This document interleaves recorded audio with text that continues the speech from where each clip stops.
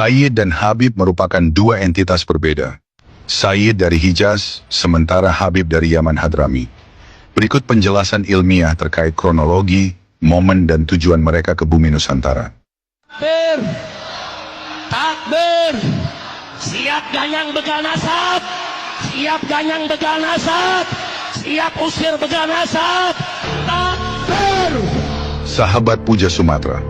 Kiai Haji Agus Sunyoto, sejarawan NU dan penulis Atlas Wali Songo, menyebut Islam masuk ke Nusantara sejak abad 7 Masehi di era Kerajaan Kalingga.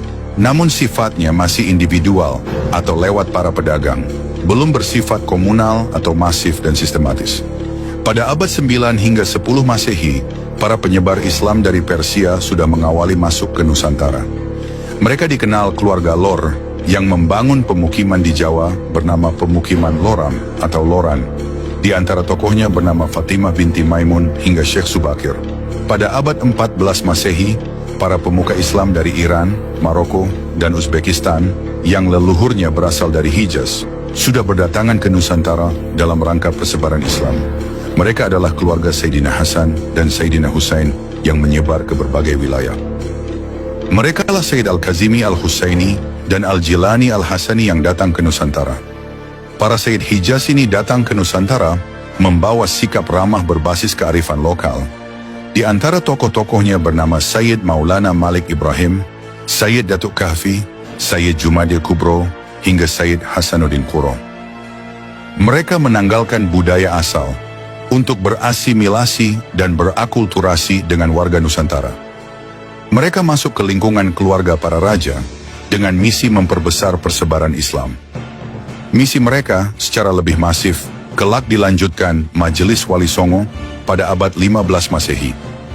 Dari proses asimilasi itu, kelak lahir rumpun Sadah Al-Jawi, keturunan Sayyid Hijaz di Nusantara. Sejak abad 15 Masehi ini, Islam sudah sangat besar di Nusantara. Banyak Sadah Al-Jawi yang jadi pemuka Islam, khususnya dari lingkungan kerajaan atau kesultanan. Para Sadah Al-Jawi ini menjadikan ajaran Islam memiliki wajah yang khas Nusantara. Ajaran Islam berbasis keramah tamahan dan kearifan lokal Nusantara. Kiai Haji Agus Sunyoto menjelaskan, para Sayyid Hijaz dari Makkah Madinah datang ke Nusantara secara bergelombang-gelombang. Pada gelombang kedatangan Sayyid Hijaz berikutnya, Nusantara sudah terdapat banyak Sadah Al-Jawi. Kedatangan Sayyid Hijaz pada gelombang berikutnya ini sudah mendapat sambutan hangat kalangan Kesultanan Nusantara. Pada 1990 Masehi atau akhir abad ke-18 Masehi, konflik besar terjadi di Makkah, Madinah atau Hijaz. Konflik ini disebabkan gerakan pemurnian kaum Wahabi di Makkah. Para Sayyid banyak yang dieksekusi dan diburu kaum Wahabi. Walhasil para Sayyid dari Hijaz ini mencari suaka hidup di Nusantara.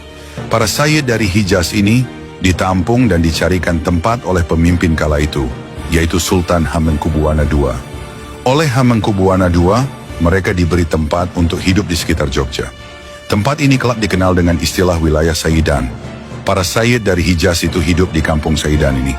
Sultan Hamengkubuwana II adalah kakek dari Pangeran Diponegoro. Kelak ketika Pangeran Diponegoro mengangkat senjata pada tahun 1825 sampai 1830 Masehi, para Sayyid dari Hijaz yang berada di kampung Sayyidan ini ikut mendukung perang yang dikomandoi Pangeran Diponegoro tersebut.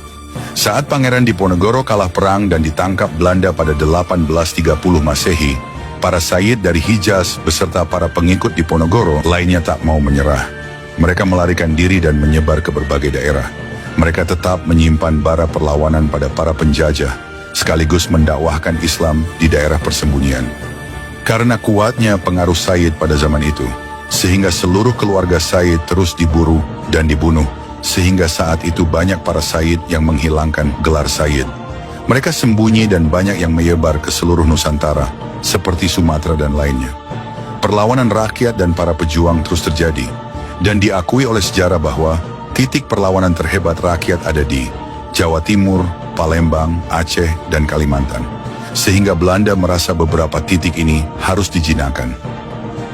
Sahabat Puja Sumatera, Kiai Haji Agus Sunyoto menjelaskan, pada tahun 1832 Masehi, 2 tahun setelah Perang Diponegoro padam, penjajah Belanda mendatangkan orang Arab dari Yaman ke Nusantara. Inilah pertama kali Arab Yaman berada di Nusantara. Orang Arab Yaman datang ke Nusantara saat Islam sudah besar. Belanda mengincar orang Yaman karena negara mereka mengalami konflik perang saudara dan didorong faktor kemiskinan. Dan Belanda meyakini orang Yaman mampu menandingi para Said yang telah lama berada di Nusantara. Negeri Hadramaut pada akhir abad ke-19 itu mengalami perang saudara antara Al-Kuwaiti dan Al-Khatiri. Mereka memperebutkan kekuasaan di Hadramaut. Bahkan kekayaan Hadramaut tahun 1930 hanya dapat memenuhi kebutuhan 1/4 penduduknya. Padahal penting dicatat, pada tahun itu 20-30% penduduk Hadramaut tinggal di berbagai negara lautan India. Para Habib dari Yaman ini tidak mengalami ikut perang terhadap Belanda, sebab mereka didatangkan langsung oleh Belanda sendiri. Di Nusantara, Habib dari Yaman diangkat Belanda menjadi kapitan Arab, mufti, dan sejumlah jabatan administratif penting lainnya. Komunitas ini disiasati oleh pemerintah kolonial dengan membuat basis kependudukan di kawasan-kawasan tertentu atau kawasan terkuat perlawan rakyat pribumi terhadap Belanda yang disebut Kampung Arab. Keberadaan Kampung Arab ini bisa dijumpai di beberapa pulau di Indonesia. Di Jawa, keberadaan mereka ada di Jakarta, Pekalongan, Tegal, Cirebon, Jember, Bondowoso, Pasuruan, Malang, Gresik, dan lain-lain. Di Bali ada di Singaraja. Di NTB kaum Arab berbasis ada di Sumbawa. Sebaliknya, di NTT mereka berkerumun di Kupang dan Sumba. Di Sumatera mereka berkoloni di Palembang, Deli Serdang, Jambi, dan Aceh. Di Kalimantan, kampung Arab dijumpai di Banjarmasin dan Pontianak. Di Madura, mereka ada di Bangkalan dan Sumeneb. Di Sulawesi, mereka ada di Palu, Makassar, Gorontalo, Donggala, dan Manado. Di kawasan Maluku, keberadaan komunitas Arab ada di Ambon, Ternate, dan Banda Neira. Beberapa Sada Alawiyin generasi awal oleh kolonial dimasukkan atau ditempatkan untuk melanjutkan kerajaan atau kesultanan, seperti Kesultanan Pontianak, Siak Sri Indrapura, Sambas, Pelalawan, Riau Lingga, dan sebagainya.